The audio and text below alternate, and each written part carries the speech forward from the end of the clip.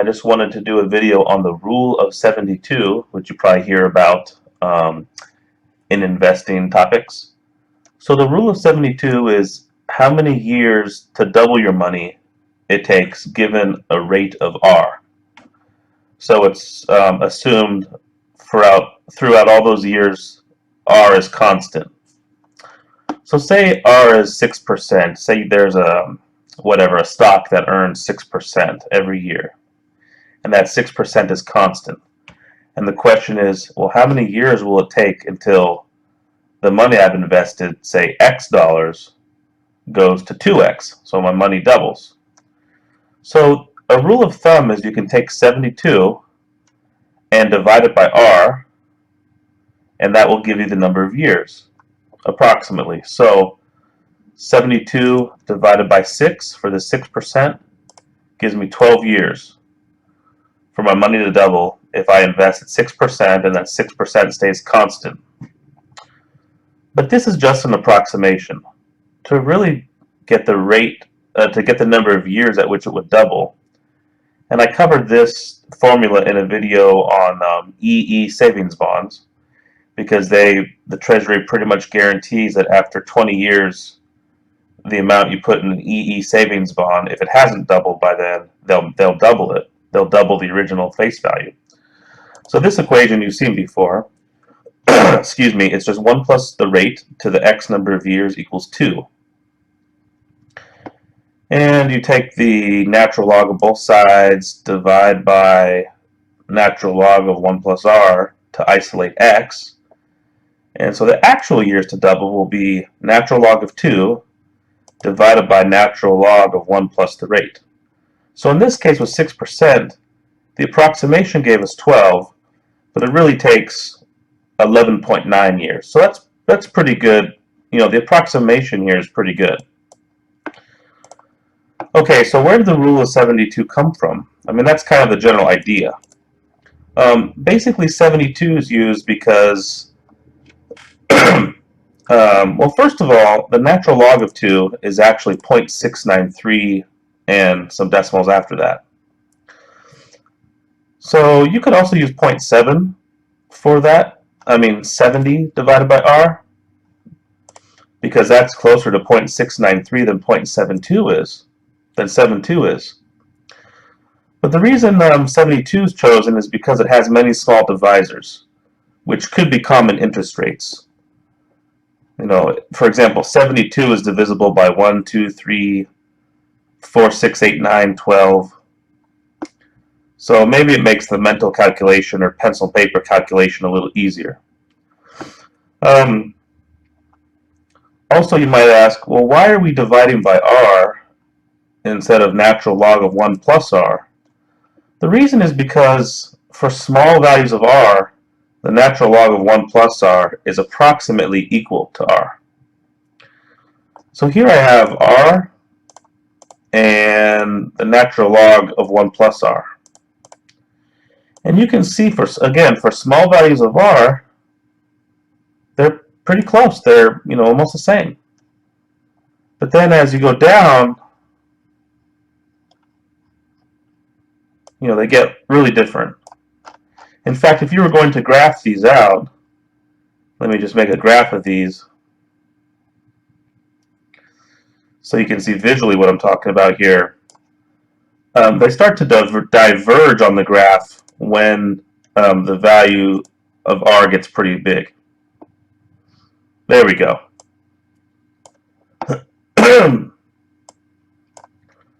So for these values of R over here, the lines pretty much overlap. R is this blue line, and 1 plus, natural log of 1 plus R is this red line. And then they start to diverge after a while. They get more and more different. Okay, so let's talk about maybe a little more in-depth look at this. So here I have the rate R, the approximation of 72 divided by R, and the true natural log of 2 divided by natural log of 1 plus R. And then here I have a column that the percent different the percent difference, this approximation is from the true value. So you can see 72 is 3.36% larger than the 69.66 true value.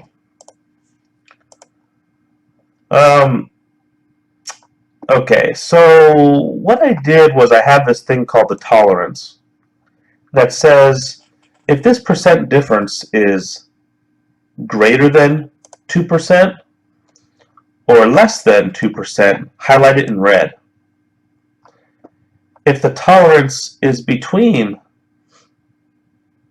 if it's, excuse me, if it's not outside of the tolerance, in other words, it's a good approximation, highlight it in green.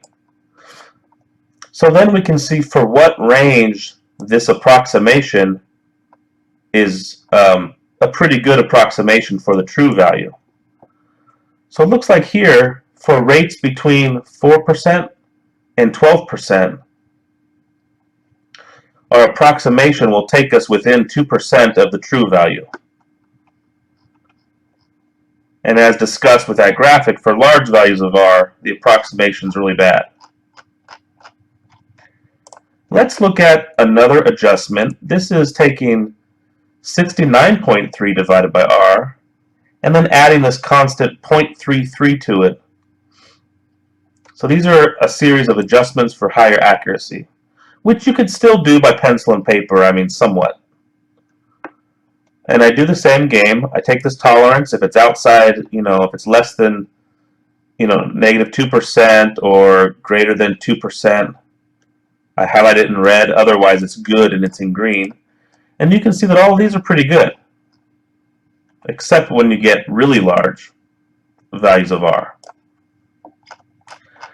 But still doing, 69.3 divided by R, it's still not that easy to do on paper. Let's move over a little bit. I'm going to, let's see. This one is called a second order Eckert-Michael adjustment, and that's taking the 69.3 divided by R and then multiplying it by 200 divided by 200 minus R, kind of a multiplicative adjustment. And this one has bad approximations for large R, but good approximations for R between, let's see, looks like about 1 and 25%.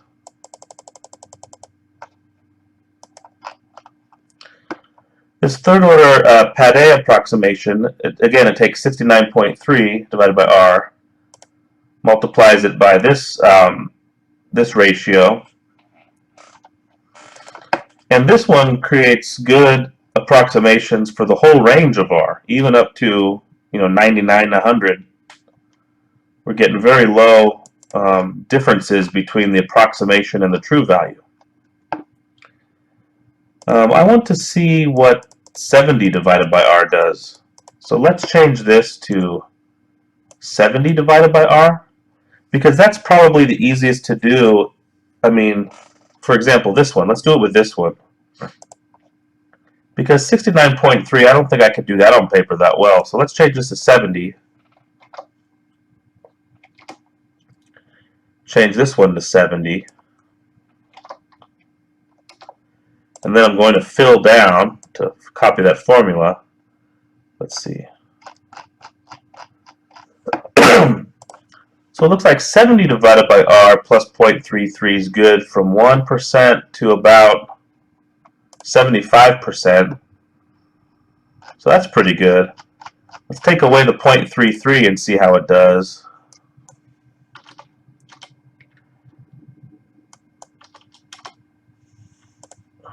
We'll fill it down.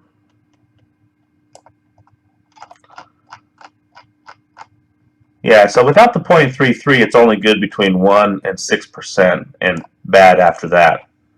So let me bring some of that information back there. Okay, so anyways, I hope this explains some things where we looked at the rule of 72, how many years it takes to double your money given a constant rate of R each year. We looked at the basic 72 over R and why it's 72 and why it's over R.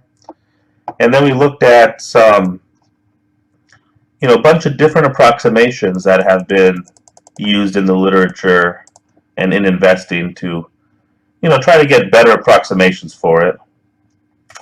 And I don't know, like this, using this like third order pad A approximation, I mean, it's really good, but I think just taking the natural log would be easier, actually. But anyways, it's interesting to play around with. So anyways, I hope that helped think about the rule of 72, and I'll see you next video. Thanks for watching. Bye-bye.